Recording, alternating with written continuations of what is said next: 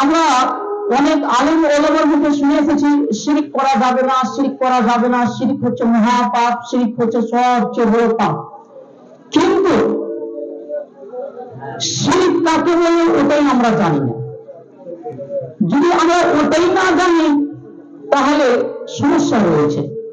তো সর্বপ্রথম আমাদেরকে বুঝতে হবে শিরক কাকে বলে। শিরক সম্পর্কে শেখ বিন বাজ রাহমাহুল্লাহ ফাতাওয়া আলা দার প্রথম খণ্ড পৃষ্ঠা নম্বর 228 নম্বর পৃষ্ঠাতে স্পষ্ট বলেছেন, আন্নাহু তাশরিকু গায়রিল্লাহি মা'আল্লাহি ফিল ইবাদাহ। অর্থাৎ শিরক বলা হয় মহান আল্লাহ সুবহানাহু ওয়া তাআলার সাথে গায়রিল্লাহকে অংশী বানানো। ইমাম ইবনে মনজুর আল-লাগাবী রাহমাহুল্লাহ তিনি লিসানুল আরব 10 খণ্ড পৃষ্ঠা নম্বর 449 নম্বর পৃষ্ঠাতে স্পষ্ট বলেছেন, ওয়াশিরকু আন তাজআলা লিল্লাহি শারীকান। অর্থাৎ শিরক বলা হয় মহান আল্লাহ সুবহানাহু ওয়া তাআলার সাথে অন্য কাউকে যুক্ত করে দেওয়া। মহান আল্লাহ সুবহানাহু ওয়া তাআলার সাথে অন্য কাউকে যুক্ত করলে আপনি শিরকের মধ্যে লিপ্ত হবেন। শেখ সালেহ আল ফাওজান হাফিজাহুল্লাহ তিনি দুরুসুন ফি শারহি নওয়াকিদিল ইসলাম পৃষ্ঠা নম্বর 41 এ স্পষ্ট বলেছেন, ওয়া আম্মা শিরকু ফাহুয়া সারফু শাইইন মিন আনওয়াইল ইবাদাহ লিগায়রিল্লাহি আযজা ওয়া জাল। অর্থাৎ শিরক বলা হয়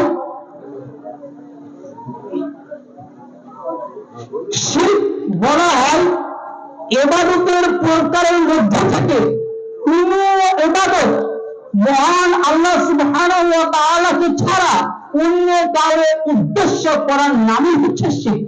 বুঝতে পেরেছেন? সারা দিবেন, কথা বুঝতে পারছেন? আল্লাহ সুবহানাহু ওয়া তাআলাকে ছাড়া যদি আপনি কারো ইবাদত করেন তাহলে সেটা হয়ে যাবে কি?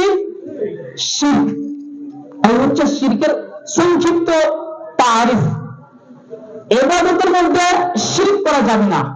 এখন আমাদেরকে দেখতে হবে ইবাদত কাকে বলে। ইবাদত সম্পর্কে শেখ আব্দুর রহমান আস-সুদাইস হাফিজাহুল্লাহ তিনি ইমাম ইবনে কাইয়িম আল-জাওজি রাহমাহুল্লাহ কওল নকল করছে, যেটা রয়েছে দুরুসুল লিশ-শাইখ আব্দুর রহমান আস-সুদাইস 112 খণ্ড পৃষ্ঠা নম্বর 4 এর মধ্যে স্পষ্ট বলছেন, বিআন্নাহু গায়াতুল হুব্বি লিল্লাহি আযজা ওয়া জাল মা গায়াতি যুল্লি লাহু।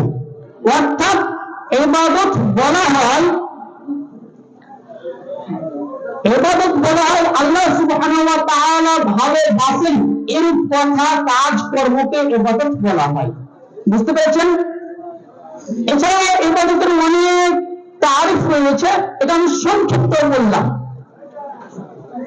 এখন মনে রাখবেন শিরক হচ্ছে দুই ভাগে বিভক্ত। এক নম্বর হচ্ছে শিরকে আকবার, শিরকে আসগার, যেটা ইমাম ইবনে কাইয়িম আল-জাওজি রাহমাহুল্লাহ মাদারিজুস সালিকিন প্রথম খণ্ড পৃষ্ঠা নম্বর 523 নম্বর পৃষ্ঠাতে স্পষ্ট বলছে, ওয়া আম্মা শিরকু ফাহুয়া নাওআনি।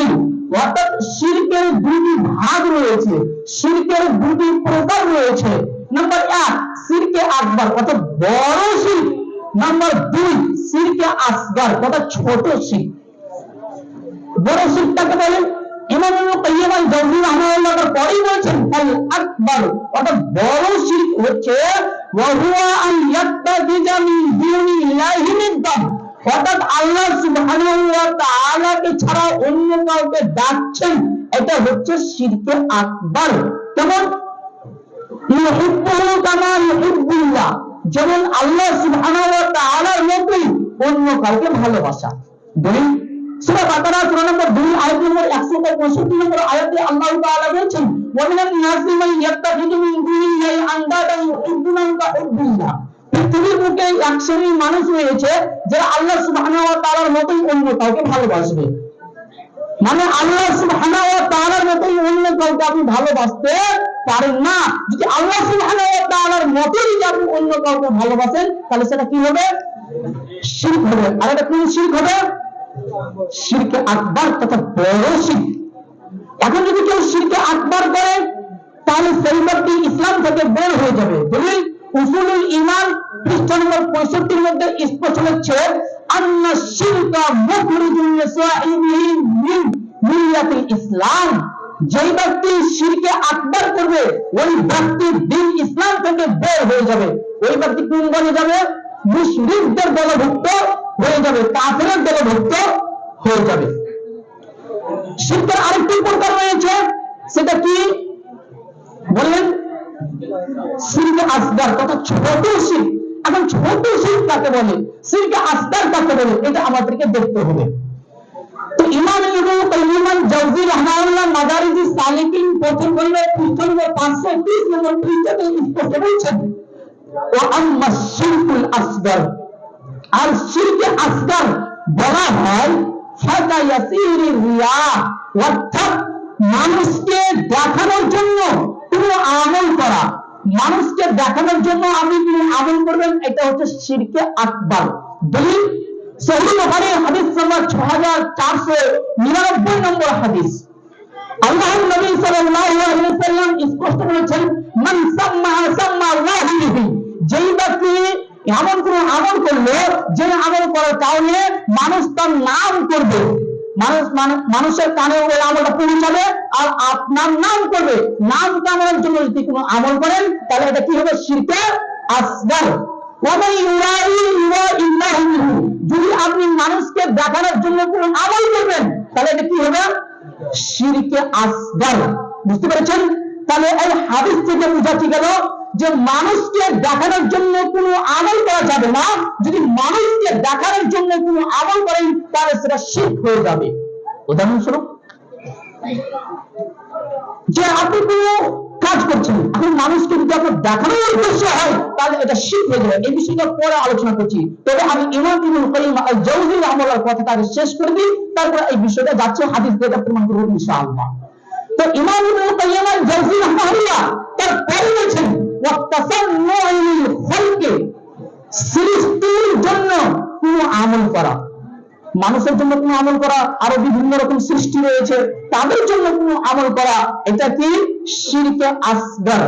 তারপরে বলছে ওয়াল হালিফু বিগাইরিল্লাহ, আল্লাহ সুবহানাহু ওয়া তাআলাকে ছাড়া অন্য কারো নামে কসম করা, এটা হচ্ছে কি? শিরক। আর এটা হচ্ছে ছোট শিরক। কামা সাবাতা আনিন নবী সাল্লাল্লাহু আলাইহি ওয়াসাল্লাম, যেমন নবী সাল্লাল্লাহু আলাইহি ওয়াসাল্লাম থেকে প্রমাণিত রয়েছে, নবী কারীম সাল্লাল্লাহু আলাইহি ওয়াসাল্লাম বলেছেন যে ব্যক্তি আল্লাহ সুবহানাহু ওয়া তাআলাকে ছাড়া অন্য কারো কসম খেলে ওই ব্যক্তি শিরক করলো। মান হালাফা বিগাইরিল্লাহ ফাকাদ আশরাক, যে ব্যক্তি আল্লাহ সুবহানাহু ওয়া তাআলাকে ছাড়া অন্য কারো কসম খেলে ওই ব্যক্তি শিরক করলো। বুঝতে পেরেছেন বিষয়টা? তাহলে বোঝা যাচ্ছে শিরক মানে আল্লাহ সুবহানাহু ওয়া তাআলাকে ছাড়া আপনি অন্য কারো কসম খেতে পারেন না। উদাহরণস্বরূপ, অনেকেই চলতে ফিরতে উঠতে বসতে মায়ের কসম খেয়ে বসে, মায়ের কসম আমি কাজ করিনি বলে, কি বলে না? তাহলে এখানে পাওয়া যাচ্ছে এই ধরনের লোক। আচ্ছা, তো কেউ যদি মায়ের কসম খায় তাহলে ওই ব্যক্তি শিরক করলো, কেউ যদি পিতার কসম খায় তাহলে ওই ব্যক্তি শিরক করলো। নাসাই শরীফে একটি হাদিস পাওয়া যায় যে আগেকার যুগের কিছু সংখ্যক মুসলিম তারা কাবার কসম খেত, কাবার কসম। তখন নবী করিম সাল্লাল্লাহু আলাইহি ওয়াসাল্লাম ঘটনা শোনার পরে বলছে যে তোমরা কাবার কসম বলো না, বলো রব্বের কাবার কসম। এই কথা আল্লাহ রাসূল সাল্লাল্লাহু আলাইহি ওয়াসাল্লাম আদেশ করলেন। মানে কাবার কসম যদি কেউ খায় তাহলে ওই ব্যক্তি শিরকের মধ্যে লিপ্ত হলো।